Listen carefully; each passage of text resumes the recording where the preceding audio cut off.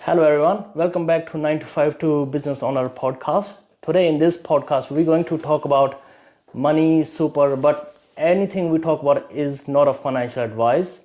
It's all for educational purposes only. So if you find something useful what we talk in this, go talk to your financial planners or your trusted advisors. And today I'm sitting with Achyut Nepal. Now he's a well-known accountant and he helps people make money, big money, and he's really experienced in this field. Hi.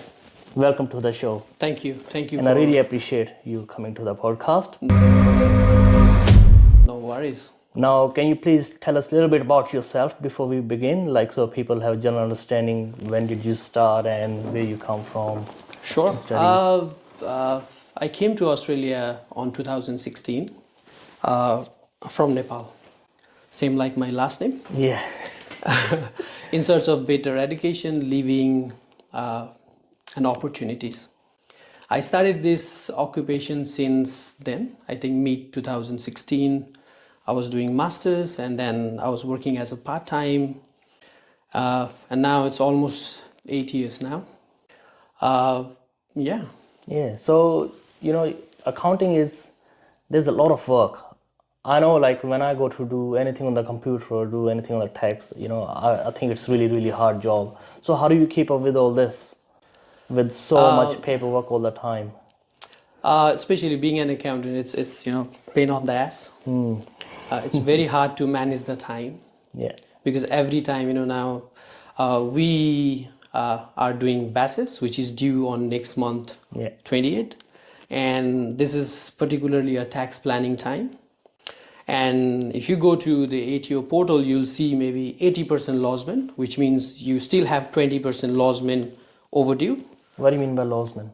Lodgement means you have to lodge your basis, tax return and stuff to the ATO. Yes. So every quarter, every month, something is due. Yeah. And you have to achieve that goal by the due date. Otherwise, your client gonna get penalized. So we have got no option rather than delivering the job in a timely manner. Yeah. Now, today, like we're going to talk about a specific topic which not many people knows, or they just simply can't think that we can use in a way. So that is super.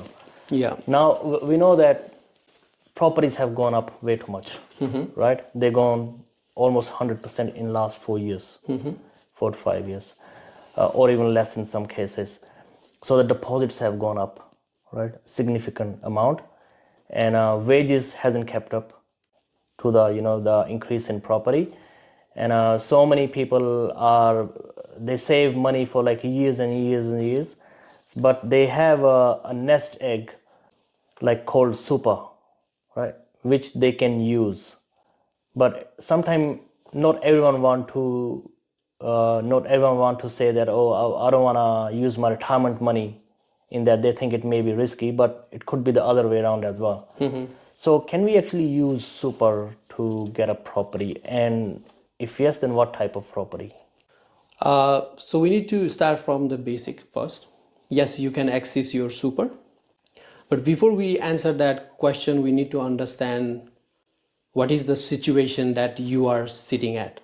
Maybe let's say if you talk about immigrant who had just got 485 or a permanent residency and they are looking for the first home buyer kind of stuff.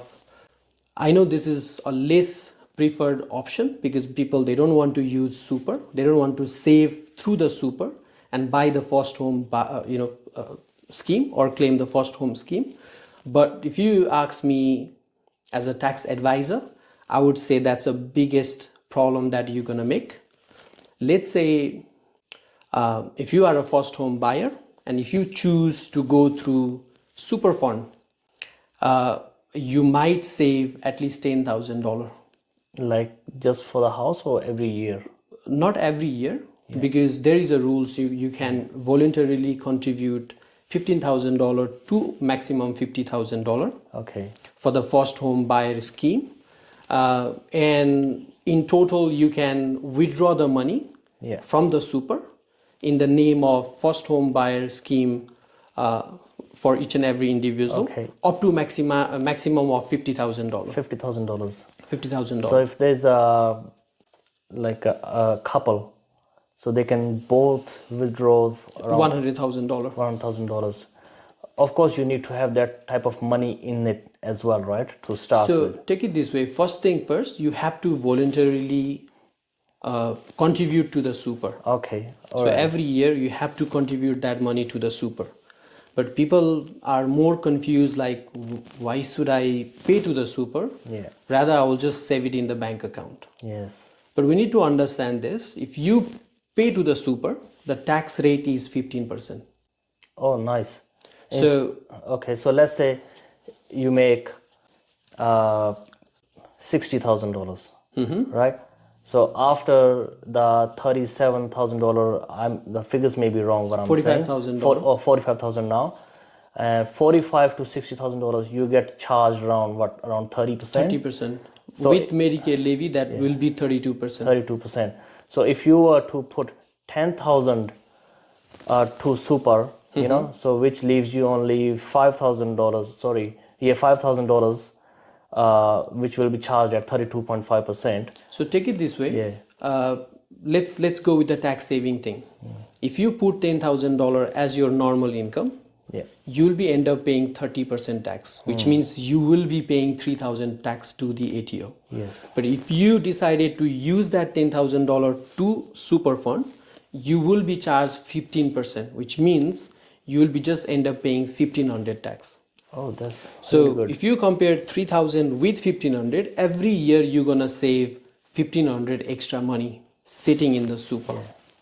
So people can, and by that way you can withdraw money in near future, you know, or when the right time comes. So you would need to do some pre-planning now. Right. That's right. So in 2 or 3 years time, you can use super to get the money out. But without any contributions, you can't take the money out. No. And is there any time period? How long you need to contribute before you can withdraw? So there is no any time limit.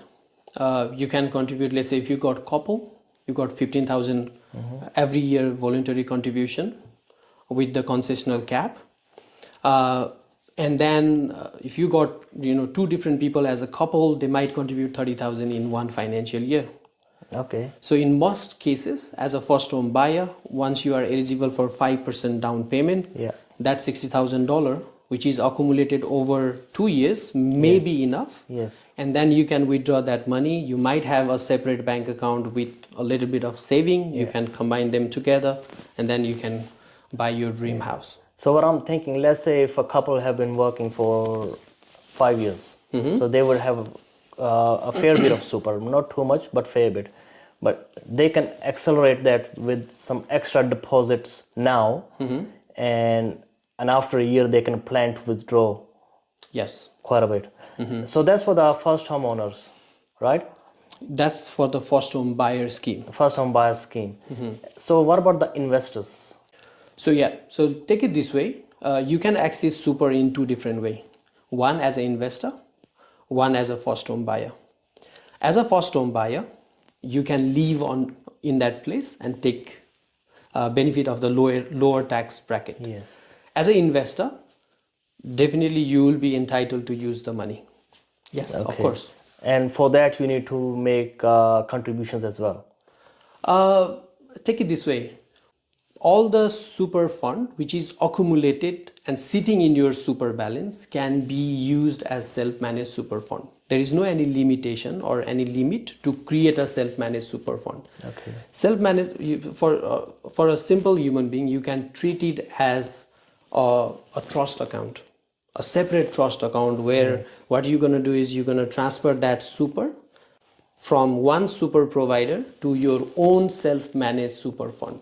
You can put your name like Gary self-managed super fund. Money going to come to that super fund and it's ready for the investment.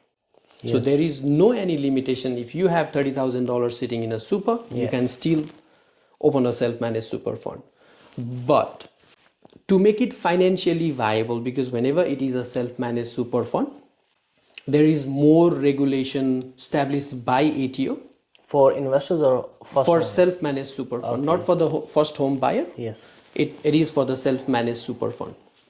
It has auditor who needs to review that financial every year. Yeah. You can't buy a personal property. The property needs to be for investment purpose.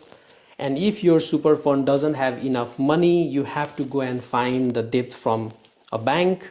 Then you have to, enroll in a different debt arrangement kind of stuff. Okay. If you are borrowing money through the super fund, then you can't buy vacant land. Okay. You can't do renovation. You can't do subdivision. So there is a limitation, yes. So those are for limitations. Those limitations are for first home owners and investors. So you have to separate first home buyer with the investor. Because first home buyer, they can buy the residential house to live in. Okay. But for the SMSF, self-managed super fund, it is purely for the investment purpose, Okay, and yeah. you can't live in on that personal, property, or you can't give it to your nearest or dearest. Yeah. So first homeowner can just directly access their super, but to do an investment, you need to first change it to SMSF. Then you can do investment out of that. Yes. Yes. Okay. So I'm glad I got that right. And so let's say a first homeowner buy a house by using super, and after 5 years life happens, problem comes, and they want to sell the house. So, and if the property has made any profits, what sort of tax they pay on that? So take it this way. Basically, we need to understand the tax rate for the SMSF. The normal income is taxed at 15%. Capital gain tax at 10%. If that is below the retirement age. Okay. After the retirement age, whatever profit, that may be revenue profit or capital gain tax, is 0%. For owner occupiers or for investors as well? So basically, like, owner occupied is a residential CGT exemption, job done. If it's through super. If Oh it yeah, is it's through, for anyway. Yeah. it is no matter, Yeah. whether that is a first home buyer super scheme Or not. Yeah. not, that Yes. property is for the I got it. residential purpose, that's CGT free. Yes. If you go through the investment through the self-managed super fund, it has a different tax rate. Yeah. For everyday income, you have to pay 15% tax. On capital gain tax, that's just 10%. And until your retirement age, once you hit that retirement age, it's tax free. There's no CGT if it's even for investment, if it's bought through SMSF. There is CGT 10%. 10%. Before the retirement. Before the retirement age. Yeah. After the retirement age, everything is free. So let's say if you haven't bought a property through SMSF, you just do like what normal people do. You buy an investment property, and if you sell it within a year, you pay 50% CGT, capital gains tax. If it's after 12 months, you pay 25% capital gains tax. You pay 50%. After 12 months, there is a discount which we gave them 50% discount. Yeah, so you pay 25%, right? From 50%, Yeah, 25%. yeah. But if it's through SMSF, you pay only 10%, if it's before retirement age. Yeah. That's really good. Yeah. It's a wonderful opportunities for investor. But whenever we talk about a client situation, they don't, because people mind function, because if they can't get the money out of the super fund, they can't keep on, investing the money back to the market, getting out the profit and enjoying their life at the present. Because if you stock in the super, money is stuck in the super, you can't withdraw that money before the retirement age. Yes. So only challenge why people they choose over, normal tax, marginal tax bracket over SMSF, which is just 10%. Because once you start investing money in the self-managed super fund, until and unless you are retired, the money is there for forever, So the catch is, so if you were to buy investment property through super, how much deposit you need to pay for the property? That's a very interesting question. I was expecting this question, way earlier because, as I previously mentioned, there is no any limitation to set up a self-managed super fund because people does, like a couple of our client, they do crypto through self-managed super fund. I have a funny story. It could be a motivating story for a couple of other people. He got a super. He had a super sitting around $50,000. And if you have $50,000, which is less than 200 to 300 cap, because whenever you hit 200,000 super balance, we try to push that client to open a SMSF and invest in real estate. That's where bank have more confident investing on your property. Okay. So we basically, it's not written in the law, but that's what bank wants to see on your super fund, sitting around 200 to $300,000 balance for the investment. But taking back to the crypto investment, what he does was he started doing crypto. I think back in 2021 we set up SMSF. He started doing investing through SMSF because he did not have money sitting in his bank account, but he saw the opportunities in the market. So he came to us, we set up a SMSF, he put all the money in cryptos, and I think he sold on the earlier 2025, and he make, I think, 50 to 250, somewhere around 250. So if you ask me as an investor, if that 50,000 sitting in a super as a 50,000 at the point of retirement, it will never, go up. Rather, every year there is a service fees or service charges. Your money keep on decreasing. Rather, that guy, what he did was he shift that money to the investment. He saw the opportunity, and he raised that money, or he took the advantage of the market, and he increased his portfolio. But the safest route would be to invest in property. Real estate. Because even stocks these days, we've seen such a massive crash, like what happens in crypto. So it get exchanged between people so quick. It's not as safe as property. Property you can read, you can get advice from proper professionals like myself. What the market is doing and all that. But crypto could be manipulated. So property would be the better way to go by using a super, right? Definitely, that's a safe game because most of the time you won't be facing a crash or a real estate crash so frequently as compared to crypto. But I still haven't got my answer for if you want to buy a property investment through super. I'm not sure about the owner, but how much deposit the bank would need, and do all banks do loans for super?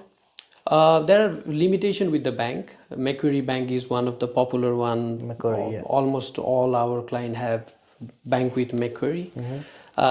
Similar with other investment, SMSF, they basically prefer 20 to 30% deposit. Okay. So that needs to be, as I previously mentioned, why we need around $200 to $300,000 sitting in a super, because that's for the safety for the banking purpose. So you were saying earlier, if you buy property through super investment, you can't do any subdivisions, you can't do any major renovations, things like that. So the property needs to be ready to rent. Ready to rent, yes. And the rent needs to be at a high level as well, or just at the market rate? That's a very interesting question because that doesn't have any solid answer. The limitation with SMSF, let me clarify, if that is with the lender. If you don't have loan, definitely you can do renovation, subdivision, whatever you wanted to do, right? But if you are going with limited recourse borrowing arrangement, LBAR, which means you have someone's money, and whenever you are on that agreement, there is a very less capacity with the lender. There is a very huge limitation with the lender. That's where they don't want you to have a less deposit, maybe 5%, 7%. That doesn't help them. So that's where they wanted at least 20% or 30%. Bigger buffer. Yeah. So bigger risk. Yeah. So if you have that situation, then there is a limitation. You can't buy vacant land until and unless there is a proven income coming through. Yeah. Let's say if you have land used for the commercial purpose, then yes, you can use that money because you have a supportive document or a supportive income coming through the SMSF. Yeah. If you are buying an old house with a lot of property on with the with the assets, and you thinking of doing the subdivision, Yeah. no, that never gonna happen with SMSF. Yeah. So because it's basically due to that LB lender limited recourse Yes. lender arrangement, Yeah. where they don't want to take any risks. Yeah. Okay. So making long-term financial decisions with super, like buying property, and so that's well and good. So let's talk about 5 points, the negative points. Let's talk it the opposite way. Like, what are the 5 points how people can screw their SMSF? What the common things you see? There are so many things these days. The highest top 5 rank 5. One, buying a SMSF property and using for personal uses. That's one of the biggest problem that we could see. The next one is because like having a SMSF means there is a strict rules and regulation. Yes. You have to have a tax accountant preparing and lodging the returns, and you need to have an auditor who needs to verify all the information are correct. And in most cases, they don't think like this is a separate entity. They just want to dilute their personal life with the bank statement. They just want to use the money for their personal reasons. That's not acceptable in SMSF. Okay. So they could get massive fines if they get caught? It could collapse as well. Yeah. Okay, what's the next point? So the other one is there is a complex issues with the management because the compliance is not that easy, and it's very expensive to manage the SMSF in a regular basis. That's where why we don't want to open SMSF with 30,000 balance or 50,000 balance, because the return that $30,000 is making for the SMSF may not cover the ongoing cost as well. Okay, ready. And people, let's say someone just heard all this, us talk, and they want to start looking into it. Who should they go see? I would highly recommend, we are basically a chartered accounting firm who provide a majority of our services is related with the business planning, tax planning, business advisory and stuff. How we basically practice is we basically try to minimize the individual tax, business tax, and maximizing the super balance and other investment or tax planning, options, where we basically try to use super fund as a secondary approach. Yeah. So people who are interested, I'll have your details on the screen. So I'm coming back to that. So whenever you have situation like this, you want to use the super fund or you want to take advantage of the SMSF, then you must go to the professional. Yes. Other things could go south pretty quick. Yeah. It's very, I have one example for you. I got a new client.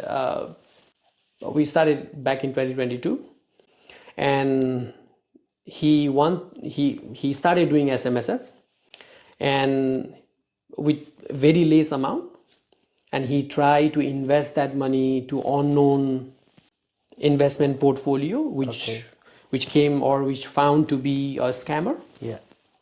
And I don't see any problem with the client, because I could see bank statement and everything. When I started digging onto it, there are a couple of other complaint has been reported to the agencies, and it was a scammer. But we have to be very careful, transferring the money, because sometimes people, they try to transfer money from super to the personal account. That's not allowed in the super fund either. Okay. So there are so many things, like you can do this and you can't do this. So before you start thinking about it, you have to have a proper guidance or professional guiding you through. So when someone comes to you, they want to do this with their super money. So you go through and do your due diligence, make sure everything is right. Yes. Only then they go ahead and make the funds available for the other parties. So first thing first, we need to understand their goal, what they wanted to achieve. Yeah. So based on that goal, we need to have their financial capacity. Yeah. And then we do due diligence after that. Okay, alrighty. I think we will not drag this interview any longer. So we'll just, because there's so much information to absorb. So just to summarize the main points, you can buy a house, your first home, by a super, but you have to contribute money to the super first. Super first. And then you may be able to withdraw, That money. that Yes. money. And if you want to buy investment property, you need to have enough money in the super. You can either contribute as well, and then if you have the certain amount of money, then you need to create the SMSF, and through that you can go ahead and buy a property. So the deposit need to be high enough, let's say around 20% minimum, To protect the bank. yeah, protect the bank. So if you were to buy a property of $700,000, 20% is $140,000. Then you add the stamp duty and all the other stuff. You need to have around $200,000 in the super, so you can make that investment. Absolutely right. Yep, already. Let's keep it at that today. Yep. And maybe if possible, we can come after 2 or 3 months again. We will discuss further more about this. No worries. Yeah, and I really appreciate you telling all the information. And once again, it's for educational purposes only. Seek proper financial advice. Either come Achyut, come see him, or or if you know someone, talk to them, and only then make those decisions. Sounds good. Thank you. Right. Thank you for giving me opportunity. It was very quick, a summary video. Hopefully you get everything that we discussed today. If you have any question, we are more than happy to answer. We will be dropping our detail in the video anytime. We are happy to help. Yep, they are here. They have office here in Subiaco on Hay Street, so one of the best places to be. Yeah. Thank you very much. Thank you.